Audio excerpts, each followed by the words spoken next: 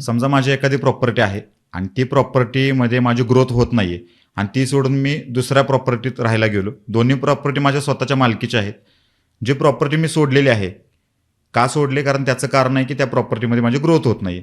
ती प्रॉपर्टी मी मोकळीच ठेवली किंवा ती कुणाला तर रेंटवरती दिली, तर त्याचा प्रभाव मी नवीन गेलेल्या वास्तूमध्ये राहायला गेल्यानंतर माझ्यावरती पडू शकतो का किंवा पडतो का? ओके, ह्याच्यामध्ये बघा 2 गोष्टी आहेत. एक म्हणजे आता समजा ही प्रॉपर्टी तुमची आहे, ठीक आहे, इथं तुमची प्रगती नाही झाली म्हणून तुम्ही दुसरीकडे शिफ्ट झालात आणि तिकडे प्रगती झाली, इट मीन्स ती फेवरेबल आहे. अगदीच. आता ह्याच्यामध्ये एक ऑब्झर्वेशन करा, ज्यावेळी ही प्रॉपर्टी मोकळी असेल ना, तर त्यावेळी तेवढी प्रगती नाही होत. बर.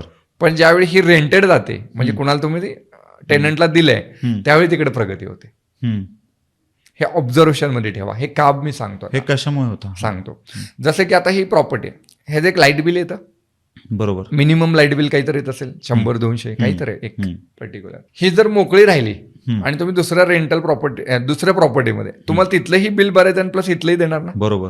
किती काहीतरी पर्सेंटेज मध्ये देणार. बरोबर बरोबर. इट मीन्स तुम्हाला हे पण मेंटेन करायचं आणि ते पण करायचं. करायचं. पण जेव्हा समजा इथं रेंटल कोणी आहे, ह्याचं बिल कोण भरणार? रेंटल जे आहेत ते, जो वापरतो तो भरतो. म्हणजे हे जी एनर्जी कम्प्लीट शिफ्ट होते त्याच्यावरती. ओके. आणि त्याची एनर्जी डायरेक्ट तुम्हाला कनेक्ट होते. बरोबर.